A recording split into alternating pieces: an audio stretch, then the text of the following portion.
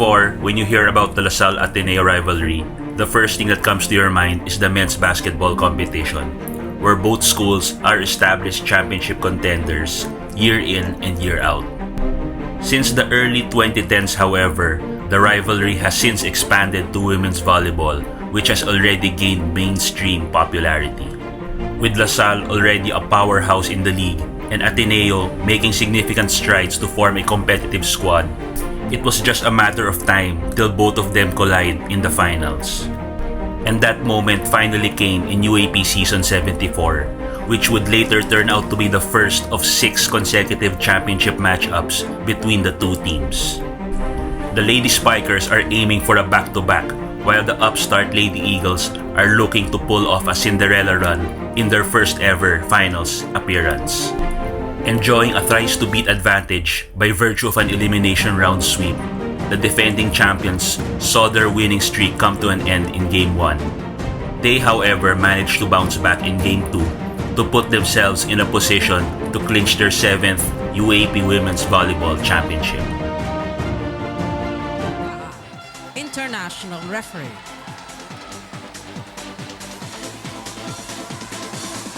Let's call on our starting lineup from our Lady Spikers of the De La Salle University.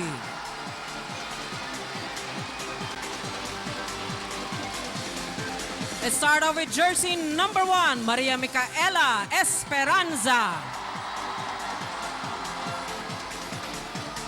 At number 2, Abigail Maraño. Wearing jersey number 3, Victonara Galang.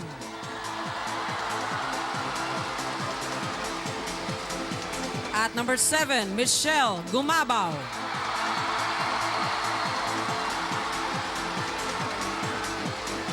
Wearing jersey number 3, Mika Irene Reyes. And their team captain with jersey number 11, Charlene Abigail Cruz. Libero, number 5, Melissa Going. Head coach, Mr. Ramil De Jesus.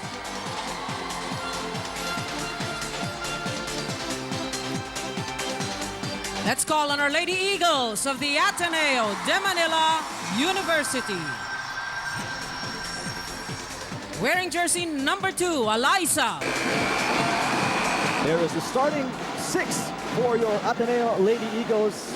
Hervasio coming off a 10-point performance, and you're looking for more numbers from her. But on the other hand, for the Lady Spikers, the league MVP, Abigail Maraño, only with 7 points for De La Salle. But despite that, 4-set win in game number 2 for DLSU.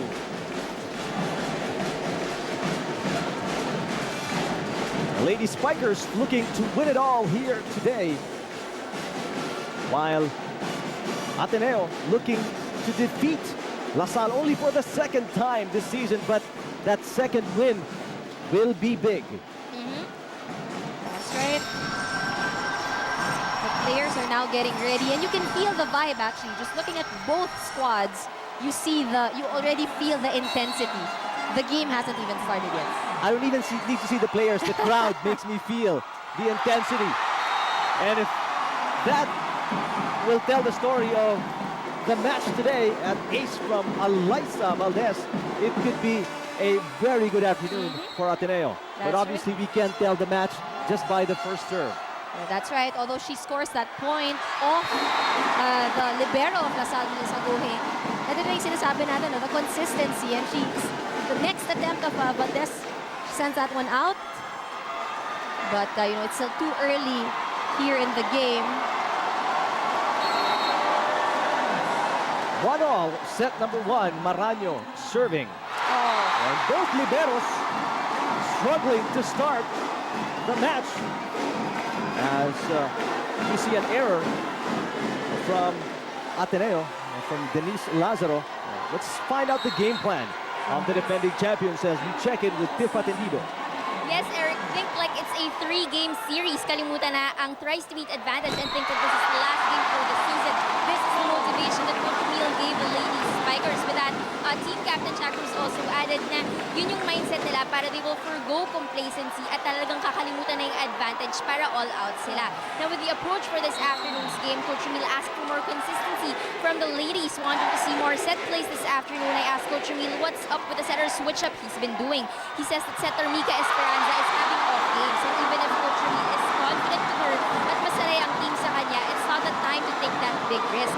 Not to worry though, because backup setter Carmela Garben is also practicing intensely with the team, and with the heavyweight on her shoulders, she says, syempre kinakabahan siya pag nasa court, but she trusts her spikers so much that she can take risks with her set. Kasi aalalayan naman daw siya ng teammates niya. Eric and Ann. Thank you, Tiff. Off to a good start are the defending champions. They're up 4-1. And the defense of LaSalle picking up where they left off with a solid block on Phil Cainglet. Worried look on the face of Jam Ferrer as they finally get their first point off an attack. Ateneo Now, with 2 points. if Ateneo would look back at game 2, what they need to be wary of is the blocking of LaSalle, because as you can see, pantay lahat eh. In all of the skills, hindi naman lumayo yung LaSalle. It's only in blocking where LaSalle really showed advantage. That is off the fingers of Cainglet on the check ball point. DLSU Ateneo is down 5-2. Let's see the game plan this time from our fourth panelist. Let's check in with Steph C. It's do or die, and it's now or never for the Ateneo Lady Eagles, which is why as much as possible, they will do whatever it takes to stop LaSalle from winning the championship today. Reminding the girls to be confident but not overconfident, Coach Rother further entrusted them to be strong, not just in the outside but in the inside as well. They've trained well physically, they've prepared well psychologically. That is why no amount of pressure will make them stop. And according to Coach Roger, they've already come this far, so why waste the opportunity? Like he said, we have to win, we have to be mentally tough. Lalaban ng lalaban kami. Sabi pa nga ni Gretchen Ho kanina, we will fight to live another day. After all, they are in it to win it. Eric and Ann. Thank you, Steph. The intensity of the defense of LaSalle right now is forcing Ateneo into these unforced errors very early in the set. They've got to readjust. Cainglet has been denied twice by Michelle Gumabaw, and it's a 6-2 advantage for DLSU. A poor set by Esperanza that time results in a free ball for Ateneo. Tipped by Herbacio. Both teams playing tremendous defense. One-handed pickup by Valdez. Here comes Cainglet. Look at these girls just go after each and every ball. Gretchen Ho on the cross. Yes. That is a much-needed point for Ateneo. The last thing that they want is for LaSalle to get such a big lead that they will have a hard time in, catching up. The percentage of Ateneo's attacks are very low right now, but let's see how they pick it up as Herbacio serves an ace on that patented jump serve. Now, if you're Ateneo, what you want right now is to really take advantage of all the weaknesses that you see on the side of LaSalle, because clearly, nahihirapan sila. It's very difficult for them to penetrate the blockers of LaSalle. So, in any other skill, even if it has to go to the service at the service area, kung makaka-ace sila, they should take advantage of it. A very tricky situation. You're really putting yourself on the line, talagang pushing yourself to the limit, trying to look for these errors in a very solid LaSalle team. Oh, that's right. But, so far, the Lady Eagles are, still trying to find ways. Ho, however, has been successful. As difficult it is for Cainglet to find the point, Gretchen Ho has been finding it easy to score hers today. Well, she's had 1 point from her running attack and another one coming from this middle attack. Ateneo still playing catch-up though. Mika Reyes with the tip. Here comes Valdez. Blocked again. It seems like LaSalle has really figured out that left side of the Ateneo attack. Valdez off the block. And they finally get one off this side of the court. Valdez, you be smart about her attacks. Pinatama na lang sa delivery ng blockers. Kita-kita. That's right. It's the right thing to do. If you're having a difficult time and you're penetrating the block, or at least getting your ball through, might as well just wipe it off their hands. And that's exactly what Valdez did. A rare block on the part of Ateneo here in set number 1. Cha Cruz will tip it in and score. Both teams trying to outsmart each other. Their defense are pretty much up there when it comes to intensity. 8-6, the DLSU lead over Ateneo in set number 1.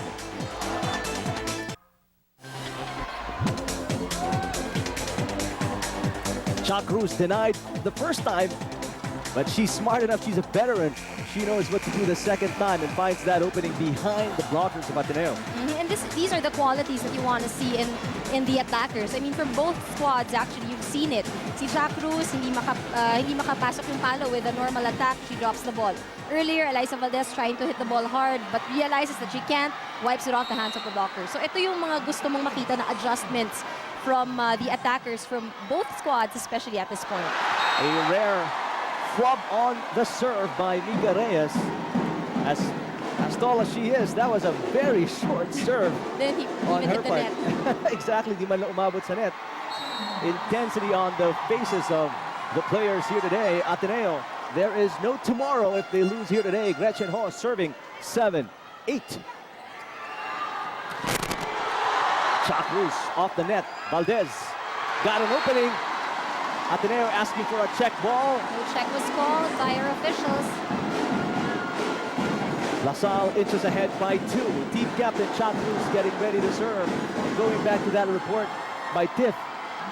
For LaSalle, it's imperative that they don't even think about that they have a shock absorber. Meron tayong Sabado in case we lose today. They should have that same mindset that Ateneo has. There is no tomorrow if we lose today, because if you use that as a scapegoat, as a crutch, it would be difficult. It's going to be a 50-50 definitely come Saturday.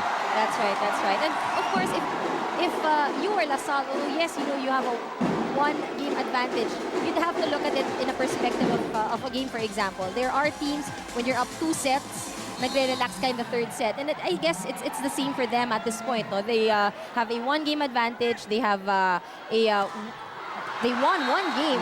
And if they do relax, then it gives Ateneo a window, to extend this to another match on Saturday. Well, this window for Ateneo has opened up as Ateneo, after trailing by as much as 3 points, have tied at 9-all in set number 1.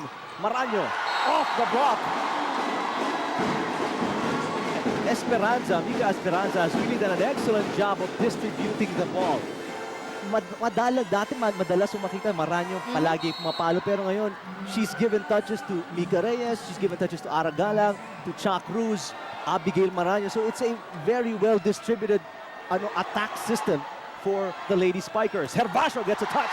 And you see that now Esperanza is comfortable in gambling in terms of the plays. A point by Ateneo as they tie 10-all. Nakachi getting a touch as well. Jem Ferrer also distributing the ball very well. From at the start, medyo kainlet lang, nakadalawang straight, which was picked up by the defense of LaSalle. But eto, everybody else getting an opportunity to hit on the 3rd touch for Ateneo. Maraño from the middle scores again. Now really Esperanza trying to distribute her plays, making it less predictable for Ateneo. Abigail Maraño, such a talent as a middle hitter. Of course, Abigail Maraño is our MVP, League MVP. of the season. Beautiful dig. Unfortunately, Kainglet couldn't keep the second ball alive for Ateneo. And LaSalle starting to pull away again. Getting back their 2-point advantage. Mabaw finding the middle of the 2 blockers and then scoring for LaSalle. Maraño really has done a spectacular job this season. Another block. Aragalang this time for DLSU.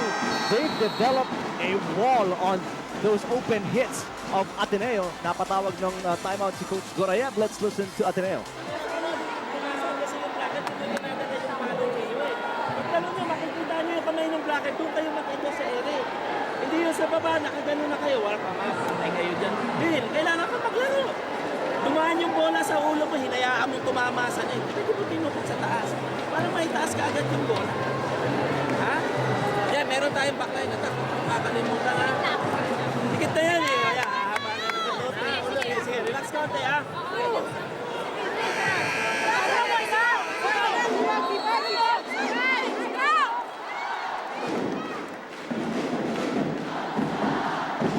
Congressman J.B. Ejercito talking to Ateneo's Ricky Balu inside the arena in San Juan. Both teams playing at a very high level. It's just that La Salle right now is just maybe a couple of notches better than Ateneo, but Gervasio says we're getting there as she nails one in the corner. Great move. She came from the right side of Jem Ferrer. And brought it back to the right side again. Esperanza. Galang with the hit. Ateneo's floor defense still much to be expected from right now. They can do much better. At this point, they need a good pass to Jen Ferrer. That's a better reception from Lazaro, but that results in just a tip coming from Ateneo. Kainglet keeps it alive. Free ball for La Salle. Back set. Oh, and we have a violation called on La Salle. It seems like Esperanza, I think. Net violation. Net violation. Did a net mod there. Unforced error on the part of DLSU. Ateneo is within 2. Cruz. Great save by Eliza Valdez. Kainglet. Ball is still saved. Cha Cruz. Kainglet. Oh! Finally gets the better of the Gumabao-Reyes tandem on the block. Phil Kainglet scores from the corner. And Galang was actually there to take on the ball, but Cha Cruz extended her hand, one hand actually, and redirected the ball. Solid jump serve, drops on the Now this is what we were saying earlier.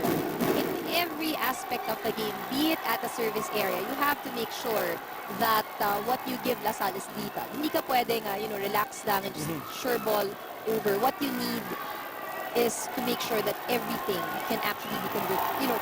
At least try to make it more difficult for La Salle. Parang kargado as much as Kargado dapat possible. lahat. Each and every ball that you cross over the net. There is an announcement being made here. Is it a flash or something that the referees want the viewers to, or Because it the attendees distracts, stop? the players. Gumabao. Oh, she gets it off The block. So much power from Michelle Gumabao. She may seem like a sweet, college girl, but every time she goes to the net and attacks, she packs one mean punch, and it's difficult to contain. Even if you have 2 blockers, it's difficult to contain the ball that is sent through by Gumabao. Kainglet. Maraño picking it up. Oh, but nobody was there to attack the ball. Gumabao sent it to the open spiker on the right side of the court, but De La Salle unaware of the play that Gumabao had in mind. By default, normally doon talaga binibigay yun, but nobody was there for La Salle. And of course, Maraño was the closest player to that area, but unfortunately she's a middle hitter. She didn't expect to attack from the open. 16-15, La Salle leads by 1 in set number 1.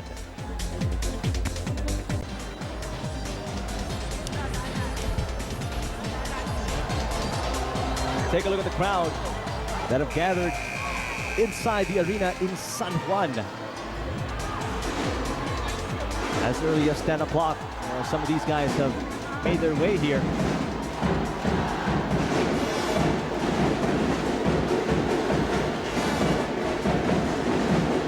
Vena Rico Blanco attending the game here. Of course, in support of the Lady Eagles. I believe since last game pa yata si Rico Blanco, di ba? Nanood ng game. Since game 1, if I'm not mistaken. Gretchen Ho, Really that's been off the net. following.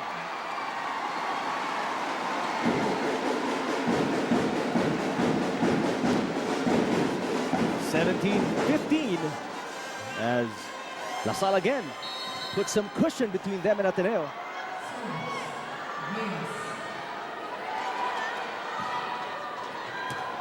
Oh, good serve from Mika Reyes, making up for that short one she had earlier in set number 1. And she forced that reception error of Lazaro. From the libero, no less, of Ateneo. The young, lean and mean Mika Reyes serving again. Valdez And that just one out. is just slightly beyond the line. Roger Garriet calling another timeout. They're down by 4. Paplakin eh. Kailangan mag-isip sila. Dapat yun, patakbo, makinig ka. Pagpatakbo sila, bigla mong isip doon sa kay Eliza habang hinahabol nila si Gretchen. Hindi habang tumatakbo si Gretchen, ibibigay nyo. Dahil, huwag kayo bigyan. Kailangan natin, lumalaki yung lamang nila eh. Hindi, kaya nataport tayo ng mga miss-receive. Hindi yan, hindi itong oras na ito.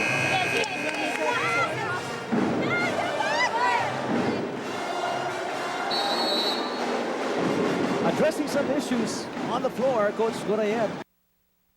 Diskarte ng maayos because of some service reception errors. Let's see how Ateneo turns things around here, or can they? They're down by 4 through a very crucial stage of set number 1. Another poor reception. Valdez tips it in. Esperanza with a dig. Valdez on the second touch. Yes. She doesn't get a full contact, no? When you full contact on that ball, but still a point for her.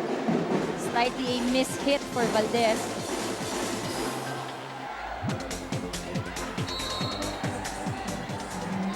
Nakachi coming off a 3-point performance in game number 2.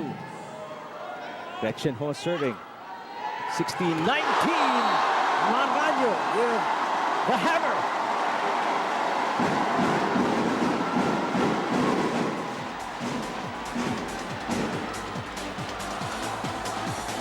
Just too fast, too quick, and too strong.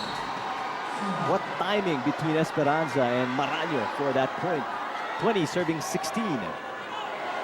Oh, mistimed there by Valdez and Nakachi.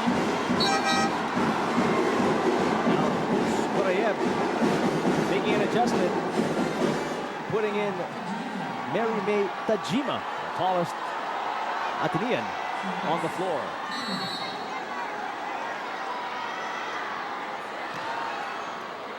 (21-16). Carvacio. Cruz from the back row. Oh, Ferrer had to run after that ball.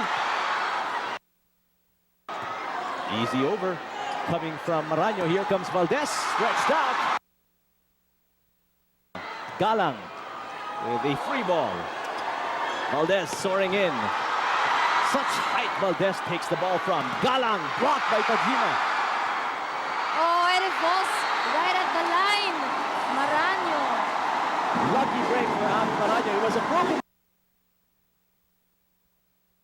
Not one of the best hits para sa isang regalo, no? The ball was high, but it catches the line.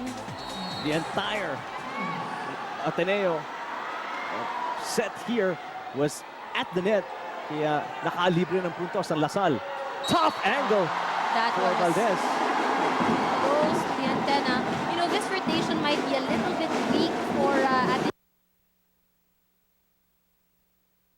Most of the sets are really being given to her, making their plays more predictable for LaSalle. 3-0 run by DLSU. And now 2 points away from closing out set number 1. That's too high from the back row hit of Herbacio. Set point for the Lady Spikers.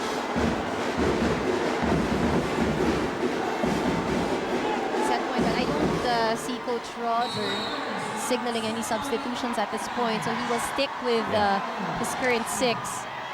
He will ride the Lady Eagles on the floor right now. Galang. Valdez blocked again, and set number 1 in the bag for DLSU.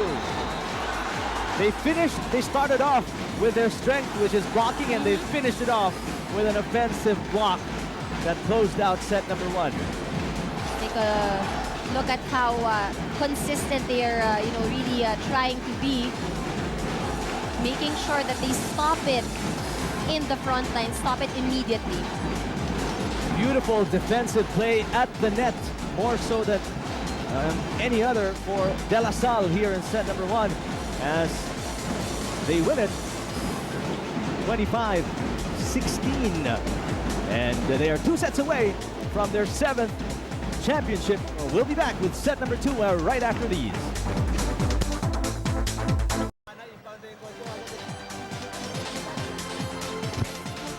De La Salle University taking set number 1 against Ateneo here in game number 3 of the finals.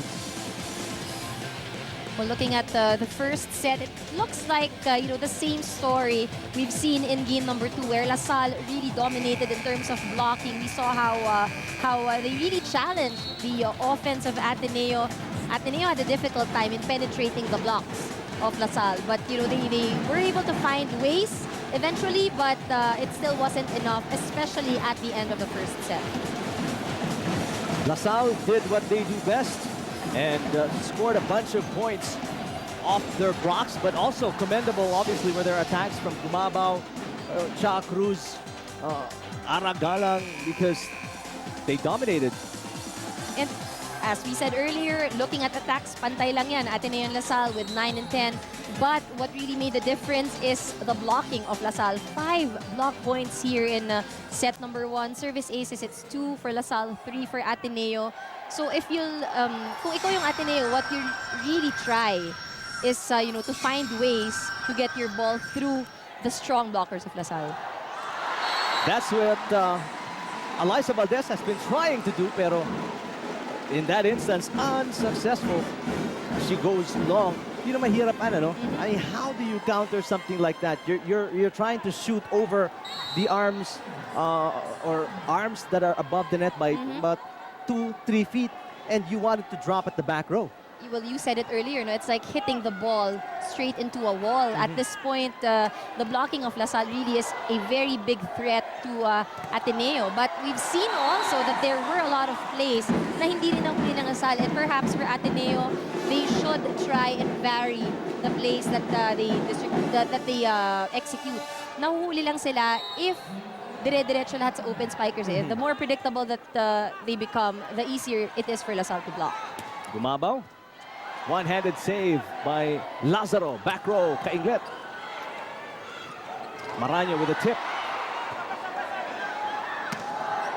Valdez, outstretched arms, goes diagonal. Galang blocked, but it falls in. Nakachi unable to contain the power of Aragala.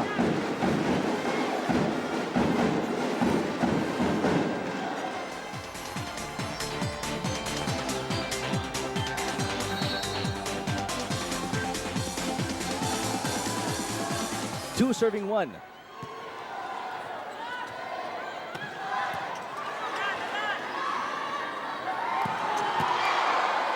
Good dig by Ferrer. Valdez having to do a lot of work for Ateneo here in set number 2. Galang off the block. Very smart of Galang. You saw when she took on her approach, hindi na siya nag-full approach. What she did was just really look at the hands of the blockers and made sure that the ball would go out. Look at this. Half swing, And just, really aim for the hand. One and only intention was yun nga, patamahin lang sa kamay, out of bounds. Valdez. From one side to the next, Valdez scoring. That's one of the very talented young players we have here coming from Ateneo. Very impressive numbers we've seen from Valdez here this season. Coming off a 24 and 23-point performance for Ateneo game 1 and 2 respectively. Gumabaw. Gervasio. Over reception from Maraño. Gervasio tips it in. Over on the second touch by Gumabaw. Surprising. And Gretchen Hall denied. But Coach Ramil actually wasn't happy with Gumabaw putting the ball over on the second touch. Pero despite the fact, it's the defense of LaSalle that holds things together. They may commit mistakes on the attack, pero yung defense nila so far impeccable in this match. Oh, but Galang unable to bring that ball over. One of the things Ateneo needs to be very wary about yung unforced errors nila nung set number 1. Ang dami, ano? Yeah. And they need to find a way to correct that here in set number 2. Speaking of Ateneo, let's find out more about them from Steph C. You know what, Eric and Ann? LaSalle may have championship experience and they may have the height advantage. Nevertheless, the Lady Eagles plan to offset that by making sure to move faster and by making their spikes stronger. At this point, it's all about composure. Composure is what made them lose the second game of the finals. Sabi nga ni Coach Roger, hindi pwede ang aga-aga palang nervyos na. Kailangan isipin nyo na mananalo tayo. Which is why the girls will make sure to equip themselves with a positive mindset as well as a winning attitude. At the same time, we can also expect the Lady Eagles to keep their focus no matter what happens. Hindi madaling kalaban ng LaSalle. That's why the girls will keep in mind Coach Roger's instruction that they should control the game and they should dictate its tempo. Like he said, wag na wag kayo sasabay sa kalaban, Eric and Ann. Thank you, Steph. Well, that's a very good point, actually. If you're Ateneo, you have to make sure that you dictate the pace of the game rather than LaSalle dictating it for you. Dahil mahihirapan kayo, mahirap pa humabol. Well, Ateneo, they've been playing catch-up. The best they've done is to equalize.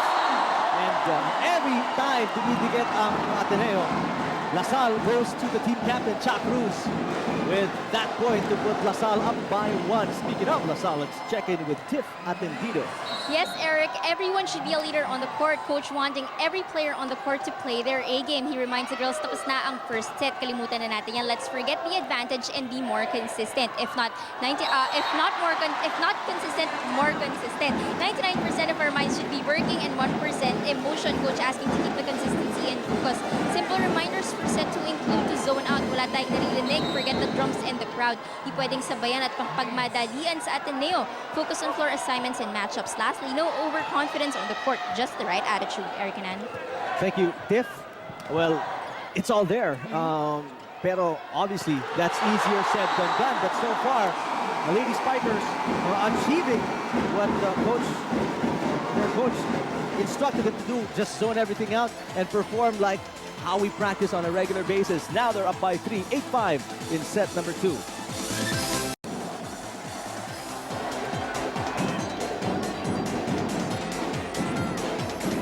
Shaq Cruz, she can hurt you in so many different ways. That's one of them. Cara Acevedo here to, of course, support her team.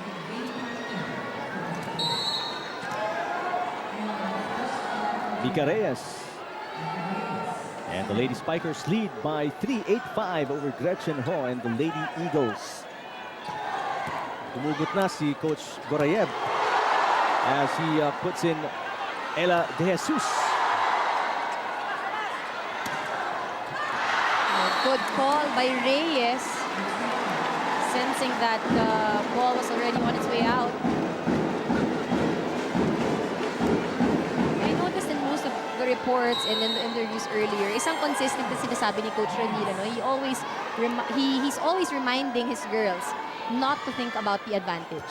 He wants them to think as if nag-uumpisa pa lang. And that way, I guess, walang room for relaxation itong Lady Spikers. And so far, they're not playing like they have some sort of a cushion, some sort of a buffer. Galang makes a mistake, pero so far in today's match, it's been far and few para sa Lasal. Unforced errors, and they've been pretty solid, especially on the defensive end as Kainglet checks back in. Short-lived stint para kay Ella De Jesus here in set number 2.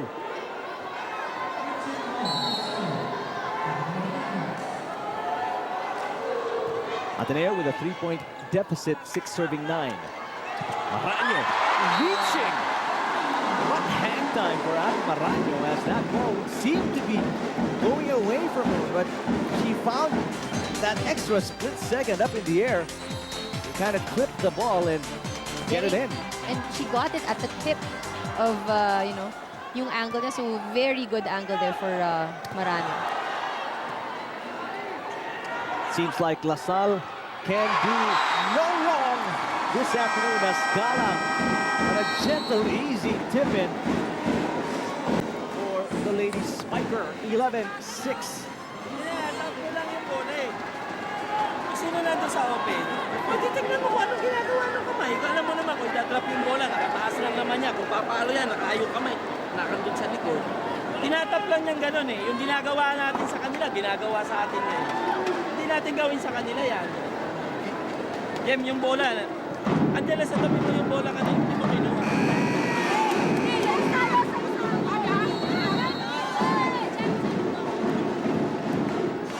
Some more questions for Coach Correa.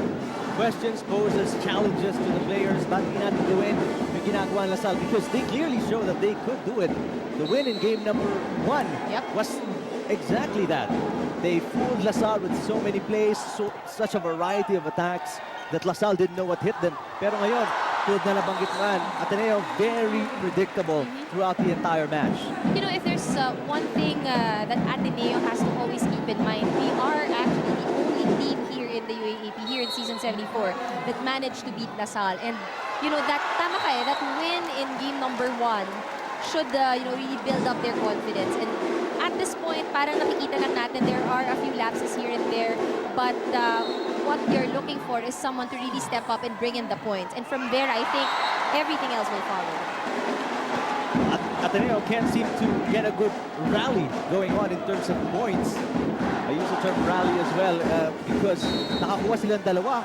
One from Hervasio, one from the service ace, pero they throw one away on the service error of Kainglet. They're back down by 4. Ferrer winning the joust against Maraño. Valdez. Oh, what a All good. stretched out for that. Excellent attack from Valdez. Of course, no surprise. One of the best spikers here for Coach Roger Gorayev. Valdez is so unique once she makes that approach to the ball. She has that parang... May pull yung kamay niya because she winds up to make sure that the power is there. And also, her facial expression, her demeanor when she approaches and attacks, it's like there's no tomorrow. Parang all out. And a block, offensive block on Ateneo's side, forces Coach Ramil De Jesus to call a timeout. Let's listen to DLSU. So ano lang, dahan-dahan tingnan mo yung tao. Nakapantay na yung mga tao kay Abby, pinigay mo pa kay Abby. Sumunod na kay Abby, di ba? So yun ang sinasabi ko sa'yo, huwag ka magpadala ng bitaw. Dapat gumalaw si Abby, hayaan mo gumalaw si Abby. So marami kang tao sa harap. Hindi yan, tiwala lang, nag-coverage. Coverage tayo para hindi mawala ng loob yung pumapalo. Kahit ano pa, sino pa yung pumapalo, coverage tayo. Then, isang patay lang tayo sa musika tayo.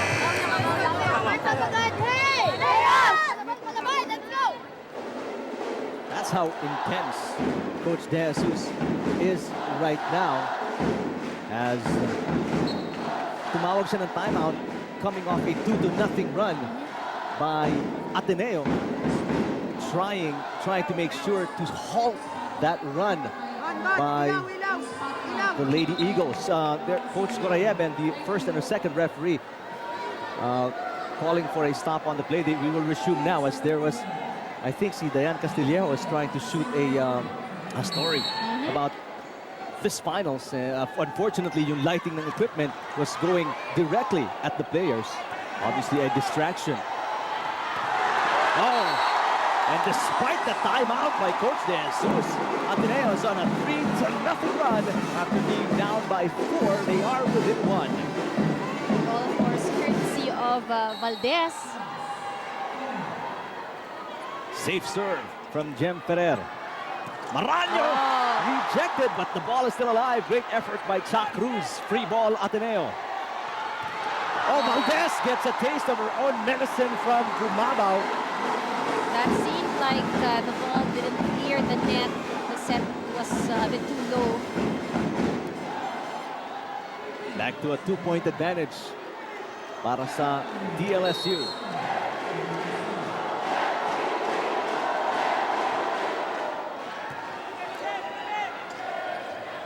Paso's turn from that same side.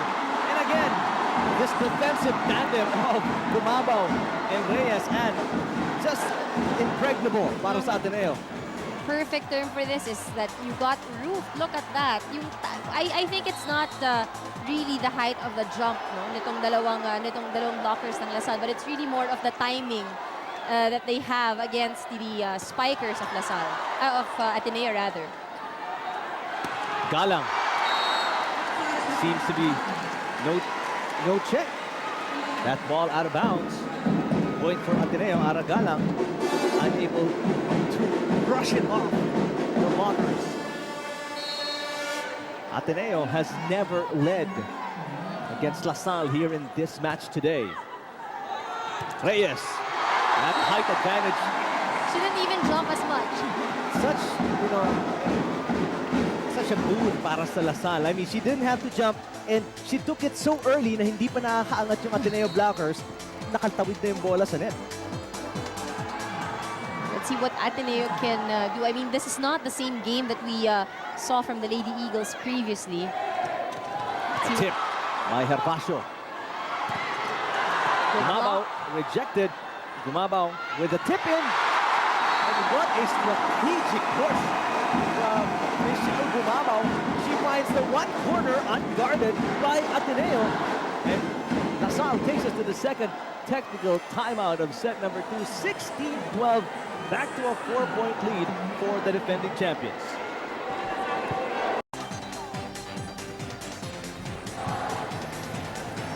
So much to be happy about if you're a fan of DLSU.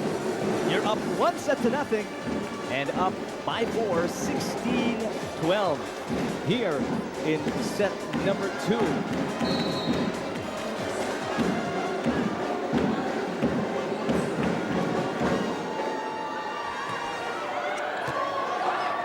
Over reception, easily put away by Mika Reyes.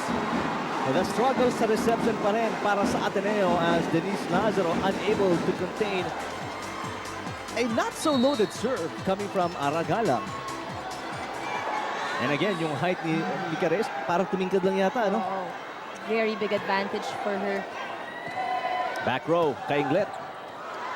Tough setup job para kay Esperanza, and she put Gumabaw in a bad situation and an easy block by Ateneo. But for Ateneo, what you notice is that most of the points are really coming from Valdez. What we need to see is, the other players step up more, especially here in the second set.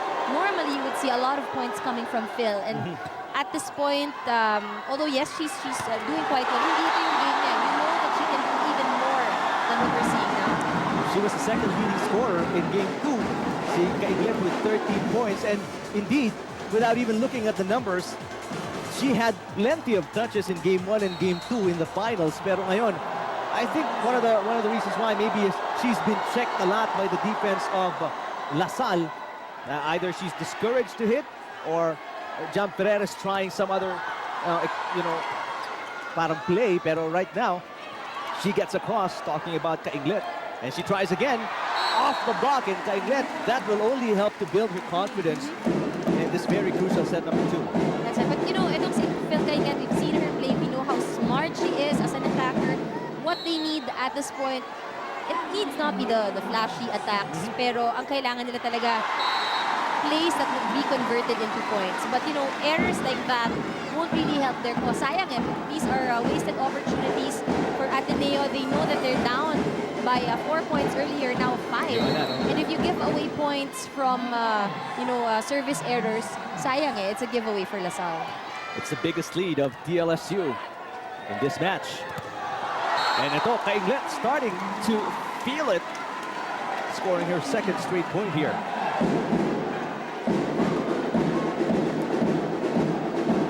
The big question here, Anne, how will Jem Ferrer mix it up in such a way that it will be impossible for LaSalle to predict the attacks of Ateneo? Because that's how it happened in game number 1. But how are they going to execute it here? I'm pretty sure they've been well scouted by LaSalle coming into game number 3. And, in this rotation, Ferrer only has 2 attackers, Nakachi and Kainglet. So alam na agad ng LaSalle that, 80%, 90% of the time, the sets will be given to Phil. So it's now just a matter of Ferrer making Phil go around in front, hindi lang lahat open spike. Extra hard work for the Ateneans this afternoon. Good serve from Gretchen Ho. Maraño with a basic free ball para sa LaSalle. Finding the openings is Kainglet para sa Ateneo. Ferrer back to Kainglet. Esperanza sets it up. Cha Cruz loses on that tip. Blocked by Jem Ferrer. Release Nakachi. I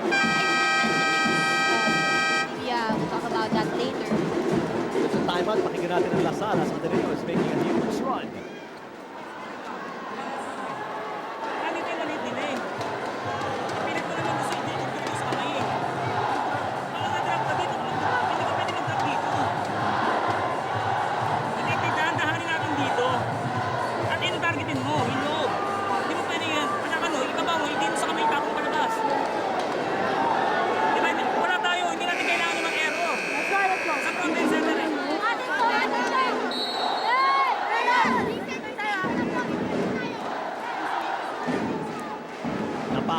Ang LaSalle sa 19. That was 19-14 at one point.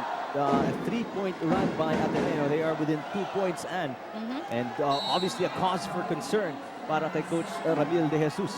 Well, let's see if they will be able to shift the momentum. But prior to that, I wanted to mention I wanted to make a point on what we see as Ateneo's weakness earlier. Now the game is picking up. We see Kainglet now really pouring in the points. But if you look at it so far, at this point in the match, it's Valdez scoring 10 points for Ateneo, Kainglet only scoring 6 at this point. And makikita mo yung difference, because normally in every game, you'll see that Kainglet would be one of the top scorers, if not at par dapat with Valdez. Again, when LaSalle needs a point, who do they go to? Team captain Cha Cruz, who puts an end to that Ateneo 4-0 run. And LaSalle is back up by 2. Cha Cruz, actually, if you look at the scores, the top scorers for LaSalle at this point is Lumaco and Marano, both with 7 points. Cha Cruz is really playing a role, leading the team here in this match. Ateneo, timeout right here. Let's listen to Coach Gorayev. Nakita mo, layo ng bola, dilapitan mo. Ito na mga kakabasan yun eh. Basa-basa. Open sa sa'yo. Ganyan yun na, tatagpang kontra siya. Jem, ito na sa harap. Dito ka muna ha, dito ka muna. Kaya, pagkat pwesto, dito ka muna pumalo sa kapila dito. Ito pa paano mo kailangan. A perfectly situated timeout by Coach Roderick Gorayev. As this is a golden opportunity for them. Tatlo lang kailangan ng habulin, and there is still a lot of room to work with because LaSalle still needs 4 to close it out. That's right, and nobody wins a set at 21, diba? So, malayo pa to. They can still do something about it. They have strong attackers. Kainglet is in front. What a great save by Esperanza after what seemed to be a kill by Kainglet. Underhand set. Galang. Good dig, good coverage. Oh, but an overset by, was that Jem Ferrer? Jem Ferrer called a double. We saw the ball spin, so our officials made a call. crucial error on the part of the Ateneans as they are down by 4 now. And LaSalle looking at just 3 points to close out set number 2. Galang! That one clearly was on its way out. Unforced error. Galang, you see how young she is. She may give you the numbers you need, but she also commits a bunch of turnovers on a per-game basis. So consistency, and it's something that you will master over Of time. course, as you grow older and mature in the UAAP, Maranyo puts LaSalle 23-19. Look at the fans enjoy it.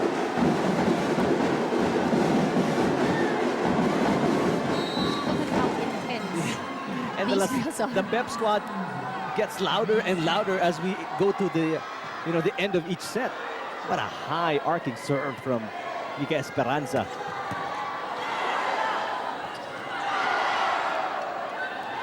Valdez. Looking.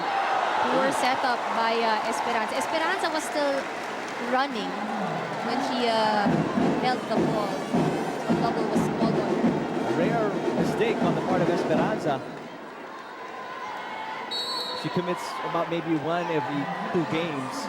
Yung double na yan. Poor reception, but almost a great save from Cruz and Esperanza. Pero Galang again with an unforced error on the part of LaSalle. Ateneo within 2. And of course, credit Jen Ferrer for that serve. Ganyan yung mga serve na, that's what you want eh. Ayaw mo ng easy serve. What you want is yung serve na may karga. And in that case, Jem Ferrer's serve is a floater, giving LaSalle a difficult time in receiving.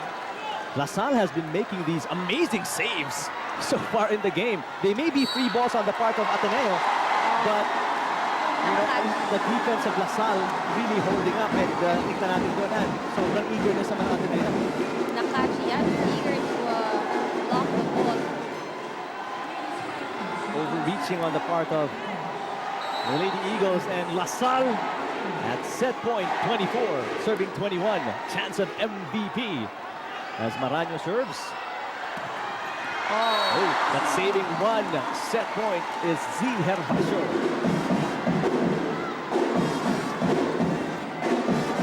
The attackers here for Jen Ferrer, Ho, Hervasio, and Valdez in front. Good reception. LaSalle looking to close it out. They almost do. Hervasio attacks. Here come the Lady Spikers. Ito si Kainglet. Over reception. Nice save by Maranyo. Galang off speed. Valdez. The crowd erupting with each and every point, and there is a 2-0 lead in sets by LaSalle. What a finish in set number 2. You have to give credit to both squads. We saw a lot of good rallies there. Very good defense from both teams. Pero Ateneo, I think if there's one thing what they need to do here in the 3rd set, unahan nila talaga yung LaSalle. Probably the longest rally in the match, finished by the young rookie Ara Galang, swiping it off the block. And look at the LaSalle fans in the background erupt inside the arena in San Juan. It is 25-22. LaSalle 2 sets in to nothing against Ateneo, and they are 1 set away from their 7th championship. Set number 3 coming up right after these. The defending champions, 2 sets to nothing against the first-time finalists. Ateneo, 25-16, 25-22. And chance of Go Ateneo ringing inside the arena as you take a look at the highlights of set number 2. Well, in general, it was a good set for LaSalle. We, again, saw excellent blocking, but this time around, one thing you would commend with LaSalle is yung depensa. You mentioned this earlier as we covered the 2nd set. A lot of balls that seemed impossible, they were able to keep alive. Now, on the other hand, for Ateneo, what we saw, Valdez's performance, andun, it was there. I mentioned earlier how much points she actually contributed, but what was lacking was the contribution of the rest of the team. It can't be just one person scoring the points. As we take a look at the statistics in set number 2, 13 attack points for LaSalle. LaSalle, 11 for Ateneo. 2 block points for LaSalle. Ateneo had 3. 1 service ace for LaSalle, 2 for Ateneo. But if you look at the unforced errors, you will see that LaSalle had 6, while Ateneo had 9. So it was actually pretty close. Ateneo was able to get their score one at a time, kahit paano lumapit sa LaSalle. But it might have been too late already in the second set. And you can just imagine what if Ateneo limited their turnovers to less than 6 or at Yes. least at 6. They only lost by 3 points. Or maybe even, it should have, syempre what you want is, Wala. if you were the better, diba? Dapat wala. But let's see here in the third set, we've seen how Ateneo has played the entire season. Ang i-wish mo dito, no, tendency is for LaSalle to relax. For LaSalle to relax and Ateneo to take advantage of that. Set number 3 underway. And right now for Ateneo, it is do or die. What a start for LaSalle. As again, these service receptions has been plaguing Ateneo since set number 1. One thing I noticed also with Ateneo, the body language has changed from what we saw in set number 1. They seem a little bit more quiet than they would usually be. Underhand set again para kay Jem Ferrer. That's how it's been. At least here in this match, as yung service reception has been a huge problem for Ateneo. Again, the defense of LaSalle really holding up. Free ball para sa Lady Spikers. Esperanza all day to choose from. Kung sino ang papalo, and Shibik Reyes made the kill. If you're the setter and you have that many options, ang sarap ng feeling because you can just give the ball to anyone and you know that they will deliver the points. LaSalle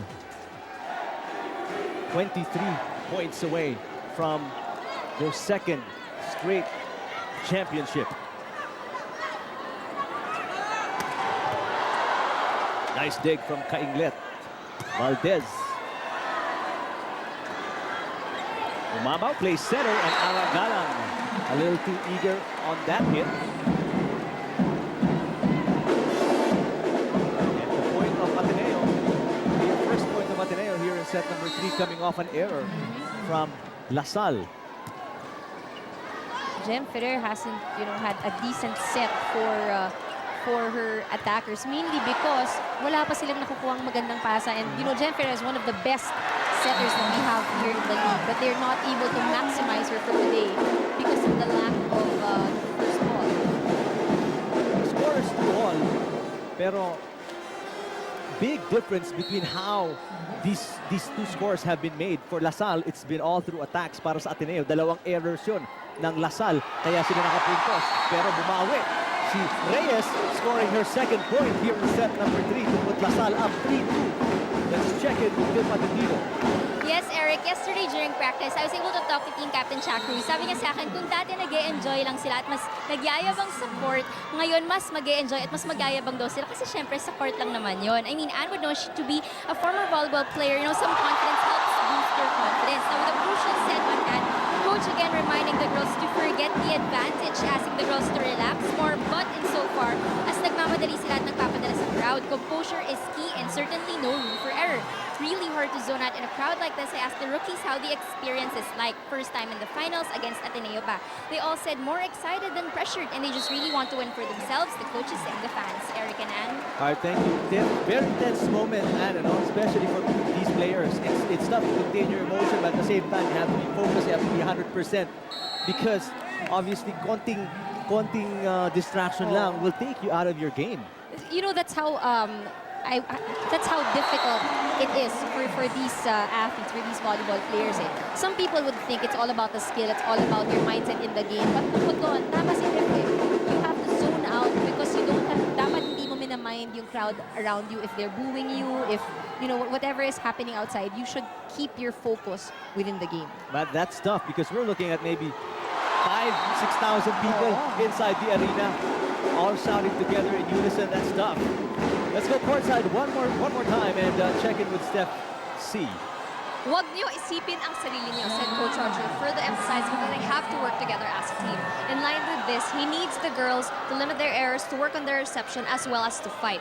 It doesn't matter how talented you are, because if there's no heart, nothing will happen. He believes that they have it in them as long as they focus and they keep themselves motivated. In fact, being in the finals in this championship game for the very first time is already a big motivation according to Coach Roger. But why stop there? The season is not yet over and it's just the third set. So this game is not yet over, which is why he wants the girls to keep on fighting. During the huddle, he even said to them, "Huwag niyo kalimutan lahat ng natutunan niyo. Hindi tayo mananalo kung walang puso. Kailangan ilaban niyo talaga yan ng maigi." Eric and Ann. All right, thank you, Steph. These errors keep piling up for Ateneo. Two back-to-back underhand sets for Jem Ferrer, a setter who won best setter of the league, and you know she's been consistently at the top of the setting department ng ating liga. But today, in the most crucial game of all games, she's having trouble getting the ball to her attackers. And again, you will go back to the reception. It's the passing of the ball because Jem Ferrer, again, one of the best setters. Kaya lang hinahabol lahat. 8-4, 4-point lead for La Salle in set number 3.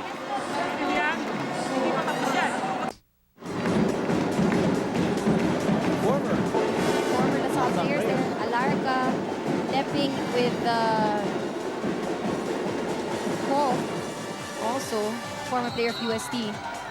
And for those of you following the finals of the volleyball tournament, yung men's natin will not be shown today, this afternoon.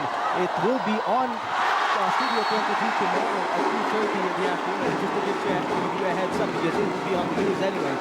FEU winning in 5 sets, 2 straight games in this best of 3 against UST, breaking that 4-peat of the Growling Tigers. Very impressive performance there from FEU. So again, another game to look forward to. Congratulations to the FEU Tamaraos. Back to the game at hand. It's 10-4 now. 2 straight points after the technical timeout para sa La Salle. They're up by 6. Tumawag ng timeout si Coach Correa. Tingnan natin.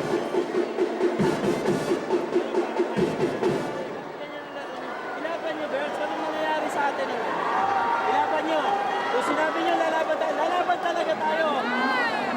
All ba may ilaban ninyo? Hindi po pwede yung ganyan, mamamatay. Simple na lang yung bola ibabalik sa atin, mamamatay po. Problema natin. Bakit? Meron naman tayo kakayanan. Ano po ba?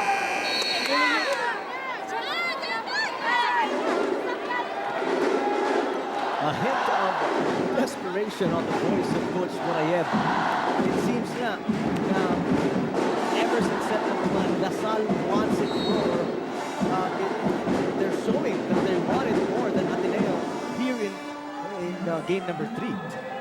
But, you know, for Ateneo, they know how important this match is. If La Salle wins, La Salle now automatically gets the title in season 74. But if they do extend this match into a 5-set match and probably win this game, then we'll have another game that could just give Ateneo their very first championship ever since they joined UAAP in 1978. By far, this is the best performance, this is the best lineup that we've seen for Ateneo. And ikaw yung nasa side ng Ateneo, you don't want to put that to waste. What you want is to see your team really fighting up until the very end. But at this point, so nakikita natin, yun nga, the body language has changed. And it really looks like, tama si Coach Roger, La Salle wants it more than Ateneo does. It may seem like it and like an achievement. Obviously, we don't want to parang underplay the importance of championship. Pero right now, for Ateneo, it is already an achievement to make it to the finals for the first time in the women's volleyball tournament. That's right. Pero kung ikaw nga Ateneo, no, you're there anyways. Might as well Go for the win. But right now, it's a tough hill to climb for the Ateneans as they are down by 6. Make that 7-12. 5 as everything going La Salle's way. That's right. You know, in that last play, again, if you would note, it wasn't Jem Ferrer who set the ball. Jem Ferrer, hindi na nakahawak ng bola because the ball was too far from her. And it's, you know, sayang you find it a waste. You have one of the best setters, but she's unable to, execute plays because of the first ball. Shot way over the blockers and out of bounds para sa La Salle. They are falling apart here. And Coach Emil De Jesus with the tiny little smile right now that's going to break out into a huge grin at the end of this set. 13-5 is the LaSalle lead in set number 3. Nothing going through the net para sa Ateneo as Valdez and Ferrer collide.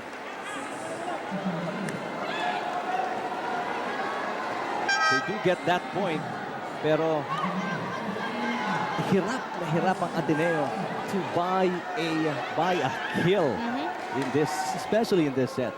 And you know, at this point now, Coach Roger trying to see if De Jesus can make a difference in the court. So pinalitan muna si Phil. Let's see what the Lady Eagles will do in this play. Joust won by LaSalle. Ella De Jesus from the open. Another free ball, second free ball para sa LaSalle in this rally. Cruz tipping it over. De Jesus rejected again. Impregnable, I think, is the word that comes to mind, the only word that comes to mind when it comes to the defense of the Lady Spikers, especially in this set more than any other in today's match. You know, for the Lady Spikers, what you notice is that, you know, each and every move they make inside the court, they make sure they do it right. Except for that one. I jinxed her service. That's why I never try to talk during the serve. Yeah, di ba ako nasanay, no? Every time we do that, it always ends up with an error. Tahimik lang pag may mag-serve.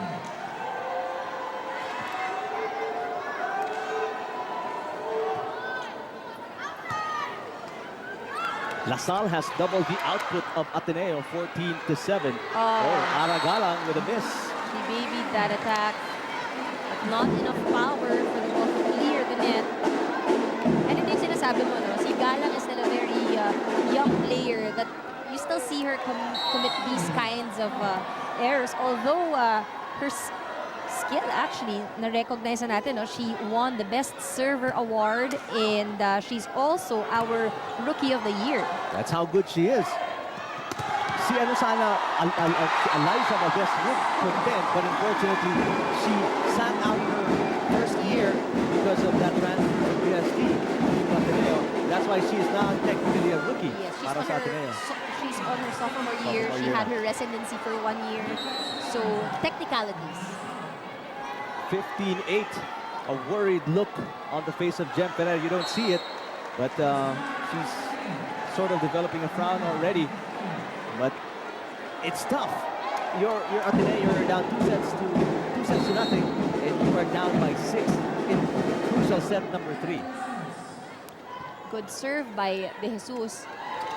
Araño tipping it in. Valdez. Galang. And she finishes her own spike. Galang on the second jump gets the kill. What a talented young rookie this is. 16-9. LaSalle looking well on their way to securing that 7th championship here in set number 3.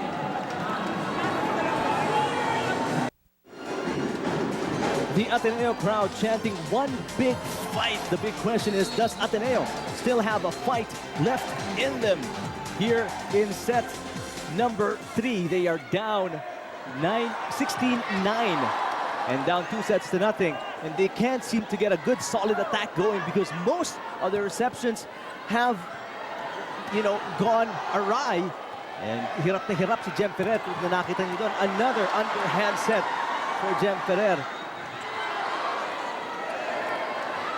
Most of the sets of Ateneo really going to their outside hitter. We haven't seen, you know, any running attack from their middle attackers.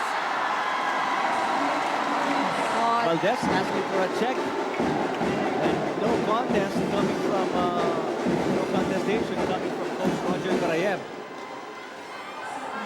You know, we've always talked about how Ateneo has really evolved, how the team has really improved, and yun nga, no, we were saying here in the season that this could be their time.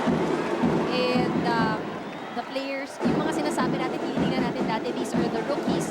Now are the seniors in the squads. Sila na yung seniors in the team. Sila yung nagdadala ng team. But at this point, sayang yung sinasabi natin niya, sayang if they let go of this opportunity.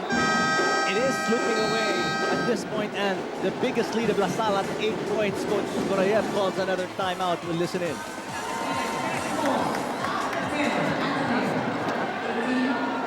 Lagi. Hindi naman, ababa naman yung bola. Hindi yung bola sa baba.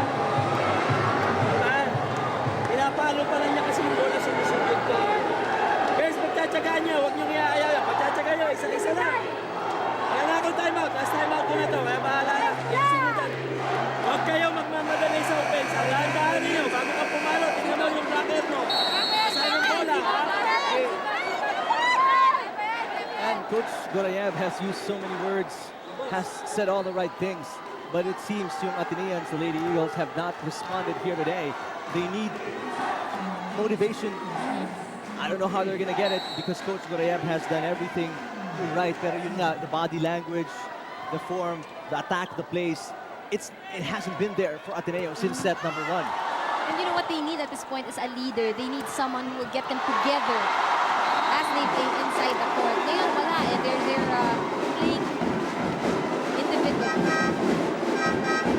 Another easy point for La Salle right there. Ella De Jesus is pulled out. Balik si Kainglet on the floor. It's a 9-point La Salle lead in set number 3, and they are up 2 sets to nothing.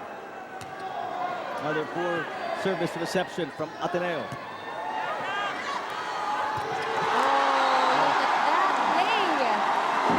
Everything falling so easily for La Salle after grinding it out and losing game 1 of the finals.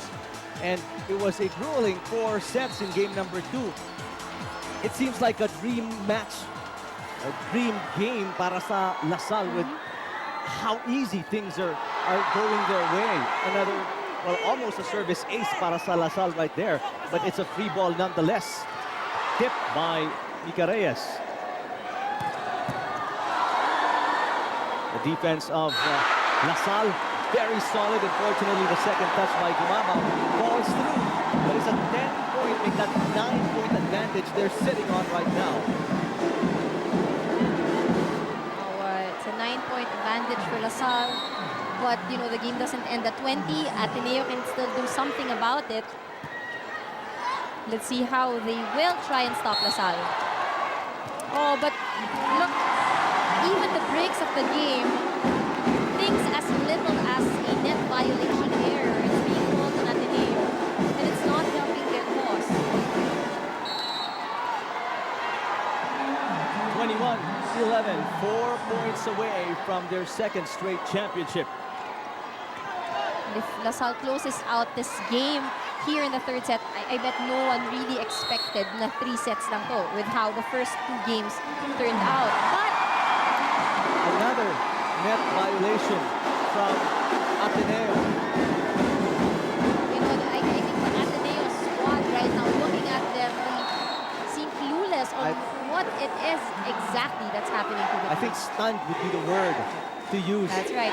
With, you know, how they see itong Lady Eagles on the floor starting to fall apart. This game is nowhere near what we've seen from them, especially in game 1. Passionate drive from Eliza Valdez as she nails a point right there. But a 10-point deficit at set 3, down 2 sets to nothing. It will take nothing short of a miracle for Ateneo to fight back here. Make that an 11-point lead, 2 points away. The defending champions. The Blackhearts have led end this, bringing more true than ever. As the confident Lady Spikers of La Salle try to go for it, and the La Salle side of the arena all on their feet, cheering for the defending champs. Maraño, one-handed reception para kay Ferrer, Kainglet for the attack. A little bit of an adjustment there from Cha Cruz. Free ball para sa Lasal.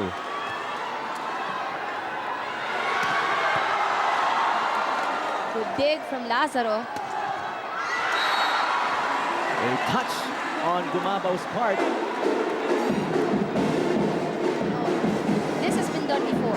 It's not, it will be difficult for Ateneo, but it has been done before. What they need is to work on it one point at a time. No room for any error at this point.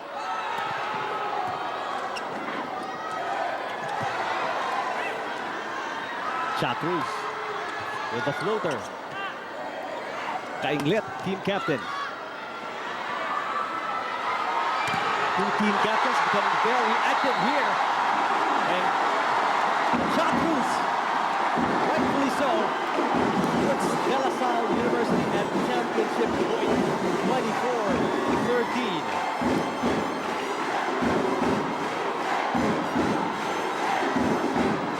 Lady Spikers putting in a lot of effort. You can also see the passion and the intensity. And it ends in a joust by three Lady Spikers against Jem Ferrer. And the crowd erupts inside the arena in San Juan as the defending champions complete the back-to-back. It is their second back-to-back championship in the 7 championships that they've won, all under Coach Ramil De Jesus. Yeah, this team, this current lineup of Lasal composed of veterans with a mix of rookies, a lot of talent, a lot of hard work put into their preparations for the season, and winning it today is a good, and especially to their graduating player, Cha Cruz. What a fitting send-off for team captain Cha Cruz as the Lady Spikers kneel a la archers that they are and salute the crowd for the support they've given these championship caliber team of De La Salle University. 3 straight sets in game 3 of the finals, and there's the confirmation of the score. The DLSU Lady Spikers win their 7th over the Ateneo Lady Eagles. We'll be back to wrap this up and for the awarding ceremonies right after these.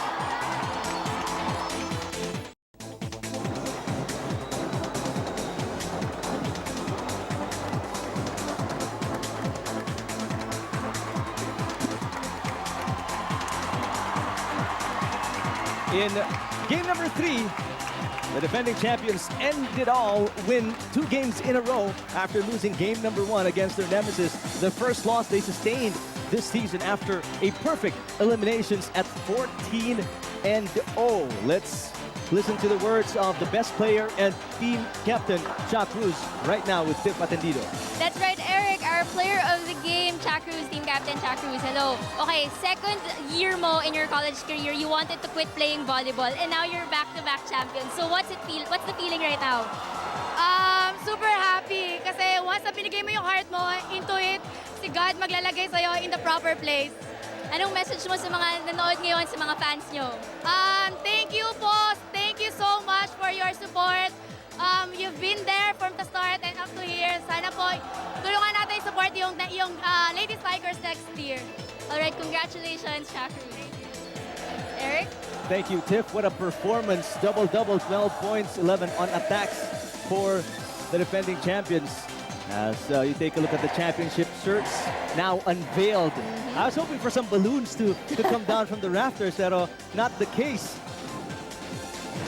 As it is a parang mild celebrations and in tears. Getting emotional. This is her last year. This is her last game for Lasal. Take a look at our oh wow, game playing of the game. And you pick this. This is a good back set there to Gumabao. And that has been the story of the game right from the get-go. How easy it's been for Lasal to find the points, find the numbers, and penetrate the defense of Ateneo. While for Ateneo, it's been the other way around. They find it hard to receive, to attack, to set it up. And Esperanza had a field day today. kahit saan niya iset yung bola, it seemed to work for LaSalle, and they were able to convert a lot of points. All right, as you look at the celebration and the tears from the defending champions, they win their 7th today. We'll take another break and come back to award the champions right here on Studio 23.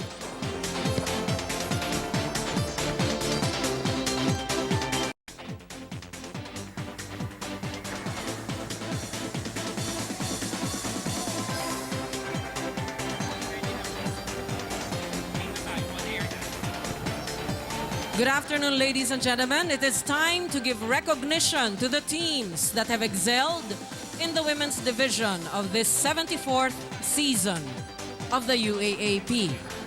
Before we proceed, please allow me to introduce to you our presenters for these prestigious awards.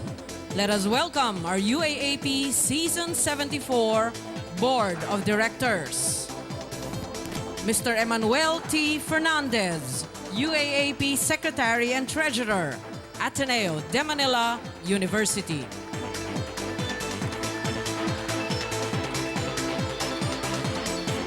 Mr. Edwin Teodoro C. Reyes, De La Salle University. Mr. Noel A. Buenaventura, De La Salle University. And Mr. Richard N. Palu, UAAP President, Ateneo de Manila University.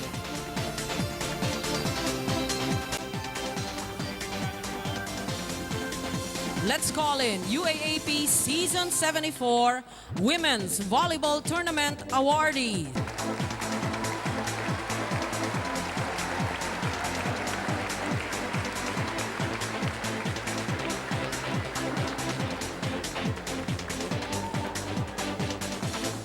Thank you, ladies.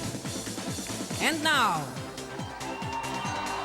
Season 74's UAAP champions in the women's division, the Lady Spikers from De La Salle University.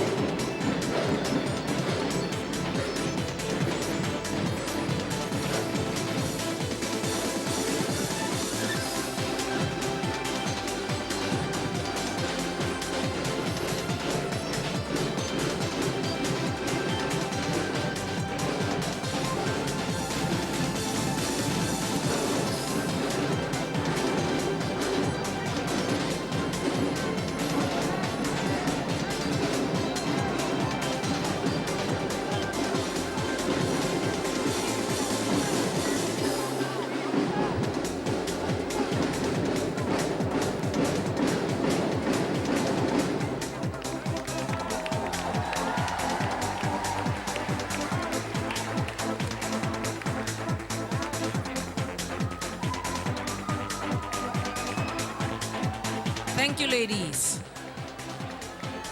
Finally, the one athlete who stood out above the rest, leading her team throughout this final round, our most valuable player for the finals, none other than their team captain from De La Salle, Charlene Abigail Cruz.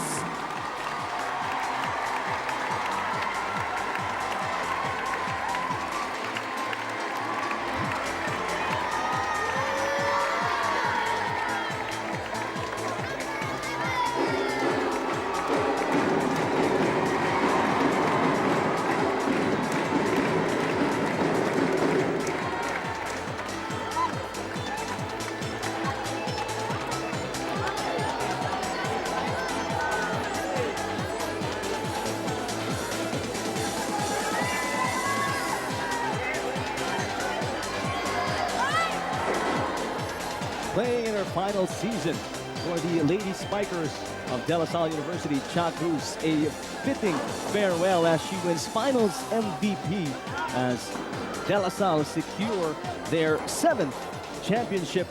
And there are the medals as proof. Now you can see the team can relax. It has been a it has been a long season. The team, and not just La Salle actually, all the other teams here in the UAAP, they've prepared so hard to get to this point. They've held it together for the last 3-4 months, maintained their position at the top, finished 14-0. And despite that one hiccup, the loss in game number 1, they were able to turn things around and finish it off, not allowing Ateneo to extend this into a sudden death game number 4 on Saturday, and finishing it off in fashion in 3 straight sets. What a statement of a championship win para sa De La Salle University. That's right. And I think it also helps that, Coach Ramil tries to keep the team very grounded. Each time na pumupunta sila sa game, what he makes sure of is that they won't think of the advantage that they have over the other team. For those who are looking for the men's finals, the game 2 of FEU Tamaraos versus the USD Growling Tigers will be on tomorrow at 2:30 in the afternoon. At 6 o'clock tonight, tune in to Studio 23 for Team Philippines. That is, of course, your Ascals taking on Team Malaysia. That's at 6 p.m. tonight. A big congratulations to the third, or make that second runner-up, USD Tigresses. The first runner-up, Ateneo Lady Eagles, their first appearance in the finals. And what an achievement it is. Although they could not go all the way, at least you see that they're on the right track under Coach Roger Gorayev. That's right. So a big improvement. It's good that they made it here to the finals. They faced and actually won against one of the strongest teams here in season 74. And of course, a fitting congratulations to the 7-time champion De La Salle University Lady Spikers.